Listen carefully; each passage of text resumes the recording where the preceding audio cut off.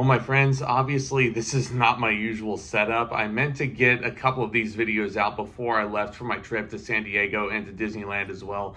But here we are. So I watched a movie on Netflix called Train Dreams, which was adapted from a novel written by Dennis Johnson. This was directed by Clint Bentley, who was the screenwriter for Sing Sing, which came out a few years back.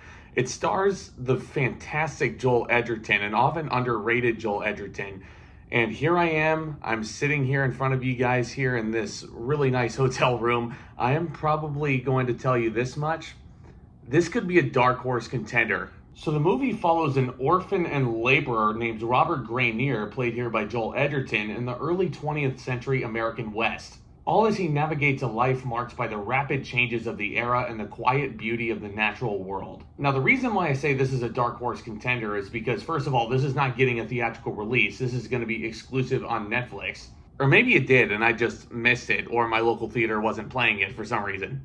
But I feel like this is going to be a massive dark horse to win a lot of Academy Awards once the time comes around, because this movie is...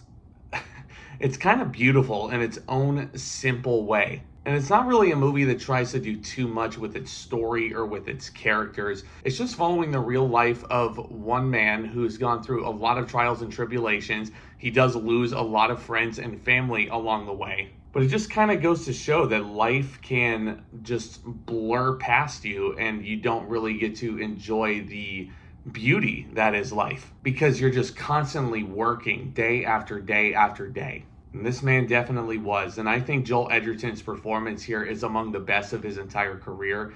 And I've been saying this a lot about Joel Edgerton. I think he is massively underrated as an actor. This could be the one that gets him his Oscar win. And don't be surprised if it does, because he was just so real in this film.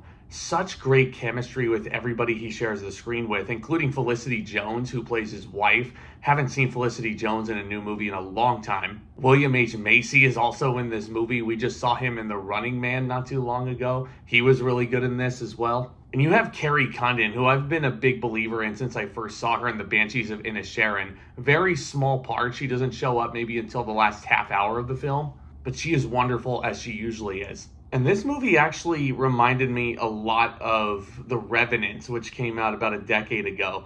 I'm not entirely sure if this was the mindset with the direction or if this was the whole idea.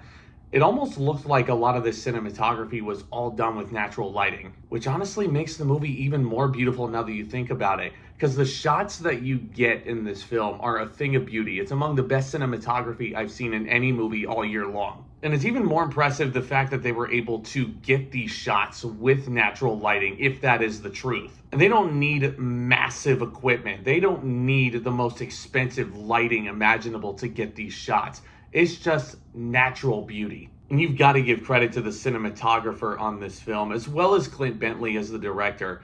This guy, I think he's more known as a writer more so. He hasn't really directed a lot of projects. Sing Sing was a phenomenal film that is massively underrated as well, that not enough people are talking about anymore. But I think this movie was definitely a better showcase of him as a filmmaker rather than as a writer, because that's where I kind of get into what I think is going to be Train Dreams' biggest drawback.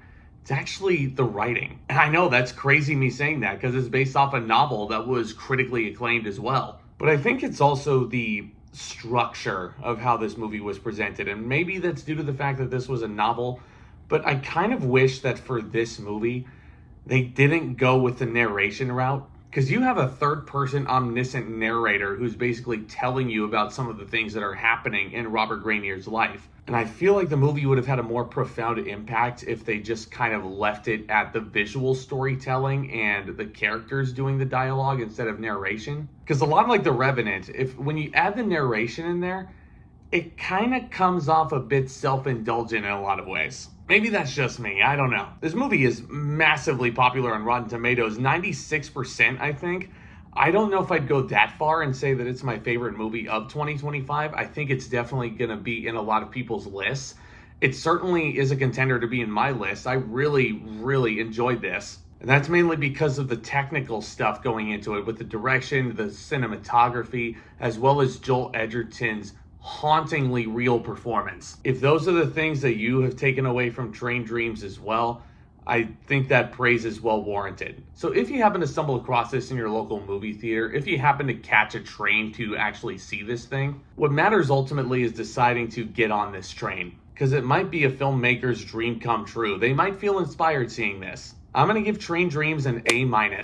Yeah, just really, really fantastic stuff all the way around. If you haven't seen this, I highly recommend it. It's on Netflix right now. Let me know what you thought of Train Dreams, all down there in the comment section below.